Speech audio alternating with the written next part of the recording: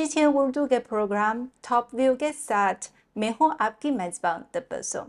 آج کے پروگرام میں ہمارے خصوصی مہمان ہیں پاکستان کے سابق سفیر چائنا میں تعینات کے لیے محترم معین الحق صاحب۔ سر، آپ کا بہت شکریہ ہمیں وقت دینے کے لیے۔ بہت شکریہ تبسم، میں بہت مشکور ہوں CGTN اردو سروس کا کہ انہوں نے مجھے مدعو کیا آپ کے پروگرام میں۔ جی سر، ہم جانتے ہیں کہ آپ نے سفیر کے طور پر چائنا میں 3 سالوں سے زائد وقت گزارا ہے، تو گزشتہ سالوں میں چائنا میں آنے والی تبدیلیوں کو آپ کیسے دیکھتے ہیں؟ ہاں، آپ نے بالکل صحیح کہا۔ میں نے 3 سال 3 مہینے پاکستان کے سفیر کی حیثیت سے چائنا میں وقت گزارا۔ یہ میرے لیے بہت بڑی اعزاز کی بات ہے، اور چین جیسے ملک میں، ایسے ملک کے ساتھ جس کے ساتھ پاکستان کی بہت ہی گہری دوستی ہے، ایسی اسٹریٹجک شراکت داری ہے، بھائی چارہ ہے، آہنی دوستی ہے، اس ملک میں اپنا رہنا، اپنا سرو کرنا اور ایک کنٹریبیوٹ کرنا کہ میں جو دونوں ملکوں کے جو ریلیشن شپ ہے اس کو کس طرح سے بڑھا سکتے ہیں، یہ میرے لیے بہت فخر اور اعزاز کی بات تھی۔ ان 3 سالوں میں تبسم مجھے یہ بھی موقع ملا کہ میں نے چین کے دوسرے صوبوں میں، دوسرے شہروں میں بھی کافی وقت گزارا، وزٹ کیے۔ تقریباً میرے خیال میں سوائے 2-3 صوبوں کو میں سارے صوبوں کو دیکھ چکا ہوں۔ تبت بھی جا چکا ہوں، شنجیان 2-3 دفعہ گیا ہوں، اور جہاں بھی جاتا تھا میں آپ کو سچ بتاؤں کہ دنگ رہ جاتا تھا۔ چائنا کی جو ترقی کا معیار اور سکیل دیکھ کے میں کہتا ہوں کہ یہ ایک جدید دور کا ایک معجزہ ہے۔ کسی ملک نے انسانی تاریخ میں، جو چین نے 30-40 سال میں 9% کے حساب سے GDP گروتھ کی ہے، کسی ملک نے نہیں کی۔ یہ ایک اکنامک میریکل ہے۔ تو چین جہاں آج دوسری بڑی طاقت ہے اس اقتصادی، اور اگلے کچھ سالوں میں کہتے ہیں کہ یہ امریکہ کو بھی اس سے بڑھ کر پہلی طاقت ہو جائے گا، اکنامک پاور بن جائے گا، وہ مجھے لگتا ہے کہ وہ دن دور نہیں ہے۔ جہاں بھی جاتے تھے، جس شہر میں جائیں آپ کو ترقی کا ایک نیا معیار ملتا ہے، چاہے وہ انفراسٹرکچر ہو، چاہے وہ مواصلات کا نظام ہو، چائنا یا توانائی کا نظام ہو، ٹیکنالوجی ہو، جہاں بھی آپ چلے جائیں آپ کو ایک ہائی اسٹینڈرڈ کی ڈیولپمنٹ نظر آتی تھی۔ تو مجھے تو بڑی خوشی ہوئی کہ ہمارا دوست ملک اس لیول کی ترقی کو پہنچ گیا ہے، جو نہ صرف چین کی عوام کے لیے ایک بڑی اچھی بات ہے، بڑے فخر کی بات ہے، لیکن ہم جو چین کے دوست ہیں، چین کے خیر خواہ ہیں، ہمارے لیے بھی یہ فخر کی بات ہے۔ اور یہ جو ڈیولپنگ کنٹریز ہیں ان کے لیے یہ ایک ماڈل ہے، ایک مثال ہے، جو ہمیں انسپائر کرتا ہے کہ ہم اپنے ملک کو بھی اسی طرح سے ترقی دیں۔ چائنا گزشتہ 40 سالوں سے زیادہ عرصے میں جو اصلاحات و کھلی پالیسی کا نفاذ کرتا رہتا ہے، تو آپ چین کی اصلاحات و کھلی پالیسی کو کس انداز سے دیکھتے ہیں؟ پچھلے 10 سالوں میں جب سے پریزیڈنٹ شی جن پنگ چائنا کے صدر بنے، ہم نے اس میں ایک نیا ولولہ دیکھا، اس پالیسی میں ایک نئی جدت دیکھی ہے۔ چین کی ایک بڑی اچھی بات ہے کہ ہر دور میں وہ ایک اس دور کے حساب سے، اس ایرا کے حساب سے اپنی پالیسیز کو ایڈجسٹ کرتے ہیں، بہتری لاتے ہیں۔ اسی طرح کو ہم نے دیکھا، چائنا نے بھی اسی طرح کو کیا۔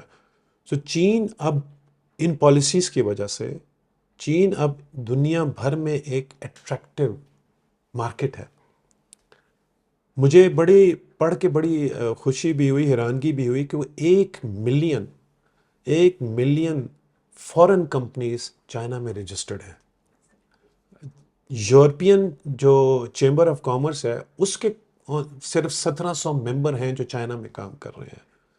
دنیا کی بڑی بڑی کمپنیاں، چاہے وہ بوئنگ ہو، ایئر بس ہو، یورپین یہ جو آٹو میکرز ہیں، آڈی ہے، ووکس ویگن ہے، BMW ہے، ان کے بڑے بڑے کارخانے ہیں چین میں.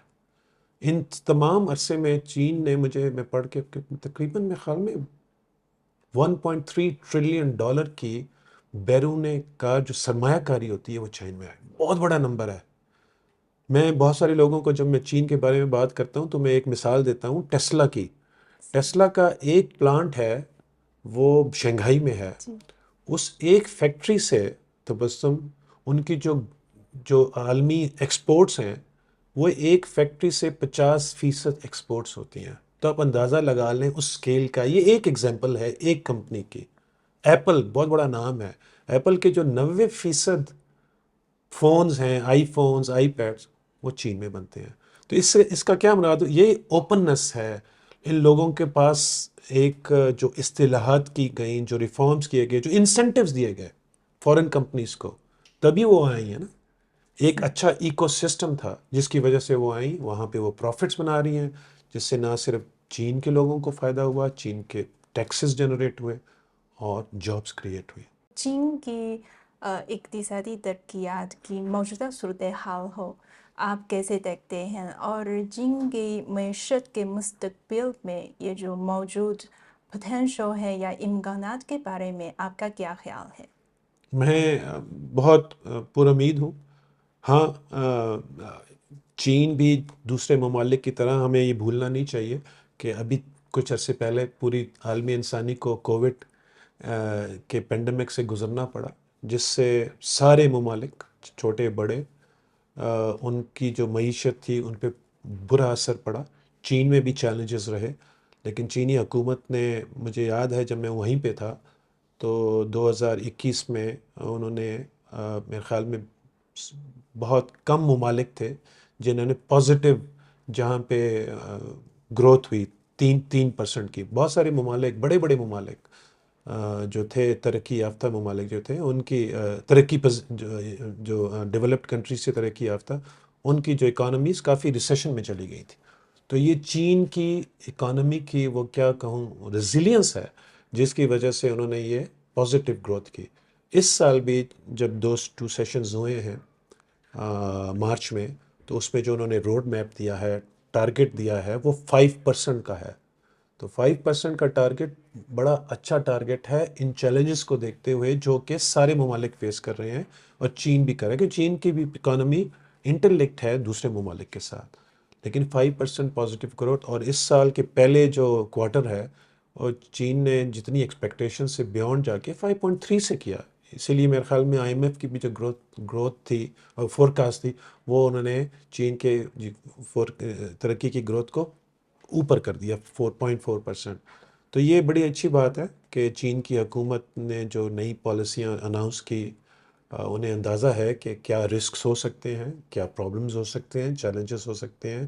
تو نہ صرف اپنی ڈومیسٹک اکانومی اور بزنس مین کے لیے، لیکن فارنرز کے لیے بھی انہوں نے بڑی اچھی اصطلاحات کی ہیں جن سے مجھے امید ہے کہ آگے چل کے اور بہتری ہوگی. آج کی دنیا کو مختلف چیلنجز اور مختلف مشکلات کا سامنا کرنا ہے، اور چائنا کے صدر شی جن پنگ نے global development initiative, global security initiative اور گلوبل سویلائزیشن انیشیٹو پیش کیے ہیں. تو آپ کے خیال میں آج کی دنیا کو درپیش چیلنجز اور مشکلات کو حل کرنے کے لیے یہ تینوں انیشیٹو کا کیا کردار ہے، ان تینوں انیشیٹو کی کیا اہمیت ہے؟ جی، ہم پاکستان میں پریزیڈنٹ شی جن پنگ کی جو لیڈرشپ ہے، ان کا جو ویژن ہے، ان کا جو اسٹیٹسمین شپ ہے، اس کو بہت سراہتے ہیں. اور یہ جو ان کے انیشیٹوز ہیں آپ نے جن کا ذکر کیا، 3 GDI، GSI اور GCI، یہ BRI کی، اور وہ جو ان کا ایک گلوبل کانسیپٹ ہے نا، humanity, shared humanity for the future of mankind, اس کی ایک کڑی ہے یہ. اس کو یہ پورے کانسیپٹ کو اس نے کمپلیٹ کیا ہے جو انہوں نے 10 سال پہلے ماسکو میں دیا تھا. GDI جو ہے وہ ترقی کا ایک انیشیٹو ہے، بہت اہم انیشیٹو ہے. اور آپ کو پتہ ہے ترقی جو ہے یہ تاریخ میں ہر انسان کی، ہر ملک کی ایک خواہش رہی ہے. اقوام متحدہ نے بھی کچھ 37 سال پہلے انہوں نے ایک ڈکلیریشن پیش کیا تھا، declaration on the right of development for main kind.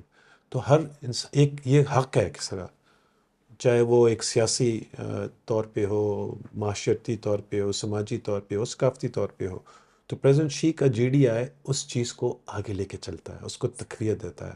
ہمیں بڑی خوشی ہے کہ پاکستان نے نہ صرف اس کو سپورٹ کیا، نیو یارک میں UN میں ہم ممبر تھے فرینڈس آف GDI گروپ کے بھی، بلکہ پاکستان پہلا ملک ہے جو کہ جس نے چین کے ساتھ ایز پارٹنر کنٹری GDI کا ایک معاہدہ سائن کیا. جب پرائم منسٹر شہباز شریف 2022 میں چین میں گئے تھے نومبر میں، تو اس وقت یہ سائن ہوا تھا. اور یہ معاہدہ بڑا امپورٹنٹ یہ ہے کہ دونوں ملک جو SDGs ہیں UN کے، جو 2030 کا ایجنڈا ہے، اس کو یہ آگے لے کے چلتا ہے، چاہے وہ تعلیم کا شعبہ ہو، چاہے وہ صحت کا ہو شعبہ، چاہے وہ ماحولیات کا ہو، چاہے وہ زراعت کا شعبہ ہو. یہ ساری کی ساری چیزیں یا جو کلائمیٹ چینج سے جو ہم فیس کر رہے ہیں چیلنج، یا وہ ہو، تو یہ ساری کی ساری جو چیزیں اس معاہدے میں ہیں. اور یہ اس کانسیپٹ GDI کو میری امید ہے کہ جہاں ہم نے BRI اور CPEC کو چلایا، جس محنت کے ساتھ، جس لگن کے ساتھ، GDI کا بھی جو ہمارا معاہدہ ہے اس کو بھی اسی طرح سے لے کے چلیں گے آگے. سر، آپ کی جانتے ہیں کہ چائنا کی ویوگ ہے، خاص طور پر الیکٹرک ویوگ ہے، دنیا بھر میں بہت مقبول ہے. اور میں نے بھی اسلام آباد کی سڑکوں پر بھی دیکھی ہے کہ جنی ساختہ یہ جو EV کارز ہے اسلام آباد میں چل رہی ہے. تو EV کارز کے شعبے میں چین کی پیش رفت کو آپ کیسے دیکھتے ہیں؟ میں چین کو، چین کے لوگوں کو، چین کی کمپنیز کو، ان کی جو ٹیکنالوجی میں کام کرتے ہیں لوگوں کو مبارکباد دوں گا کہ جو EV الیکٹرانک وہیکلز میں جو ترقی چائنا نے کی ہے، وہ ایک اس کا لاجواب ہے. میں نے خود فرسٹ ہینڈ اس چیز کو وٹنس کیا ہے چائنا میں. ان گاڑیوں کو میں نے چلایا بھی ہے، الیکٹرانک وہیکلز کو. آٹونومس گاڑیاں جو ہیں ان میں بیٹھا ہوں، ان کو بھی چلایا ہے. اور میں پچھلے سال میں گوانگجو گیا تھا اور وہاں BYD ہیڈ کوارٹرز میں وزٹ بھی کیا. ان کے چیئرمین سے بھی ملاقات ہوئی. BYD، جن لوگوں کو نہیں معلوم ان کو یہ بتاتا چلوں کہ BYD دنیا کی نمبر 1 EV پروڈیوسنگ کمپنی ہے. BYD کا مطلب ہے بیونڈ یور ڈریمز. تو بہت ہی جدید قسم کی کمپنی ہے. مجھے بڑی خوشی ہوئی تھی ان کے ہیڈ کوارٹرز میں، کیونکہ ان کا فوکس ٹیکنالوجی پہ ہے. تو بس وہاں پہ ایک دیوار تھی، کوئی 100 میٹر لبڑی دیوار ہوگی اور 20-25 میٹر بڑی تھی. بہت بڑی دیوار تھی، میں اس میں بالکل چھوٹا. اس میں لگے ہوئے تھے پیٹنٹس کوئی 1000 کے قریب. تو انہوں نے مجھے بتایا ہے کہ یہ کمپنی کے اپنے ریسرچ پیٹنٹس ہیں. تو اس سے آپ کو اندازہ ہو سکتا ہے کہ یہ کمپنی کتنا فوکس کرتی ہے ریسرچ کے اوپر، فیوچر ٹیکنالوجیز کے اوپر. اور مجھے بڑی خوشی ہوئی ہے کہ ہم نے بڑی کر کے کہ اب کچھ حال ہی میں BYD پاکستان میں اپنی کاروں کو متعارف کرا رہی ہے. ان کا ایک معاہدہ بھی ہماری کمپنی سے ہو گیا ہے. اور اسی طرح سے بھی میں نے کچھ دن پہلے پڑھا کہ ایک اور کمپنی ہے چائنیز، ہونری شاید نام ہے اس کا، ان کی بھی گاڑیاں پاکستان میں متعارف ہوئی ہیں. تو پاکستان کی حکومت نے بھی EV جو پالیسی ہے اس کو کافی اس کو متعارف کرا رہے ہیں. مجھے امید ہے کہ پاکستانی عوام جلد یہ گاڑیاں پاکستانی روڈز پہ آپ کو چلتی ہوئی نظر آئیں گی. سر، اب CPEC اعلیٰ معیار کی ترقی کے ایک نئے مرحلے میں داخل ہو رہا ہے، اور پاکستان نے بھی 5ES کا ایجنڈا پیش کیا ہے. تو آپ کے خیال میں CPEC کی اعلیٰ معیار کی ترقی اور پاکستان کی 5ES جو ترقیاتی اسٹریٹجی کو ہم آہنگ کرنے کے لیے دونوں ممالک کو کس شعبے پہ زور دینا چاہیے اور تعاون کر سکتے ہیں؟ ہاں، آپ نے بالکل صحیح کہا. یہ ابھی جب ہمارے وزیر اعظم شہباز شریف پچھلے مہینے چائنا گئے تھے تو ان کی بڑی اچھی ملاقاتیں رہیں چینی قیادت کے ساتھ. اور وہاں پہ دونوں سربراہان نے، دونوں حکومتوں نے اس چیز کو دوبارہ ریٹریٹ کیا کہ جو ان کی کمٹمنٹ ہے CPEC کے لیے، اور اس کا جو فیوچر کا فیز ہے، فیز 2 جس کی بات کر رہی ہیں آپ.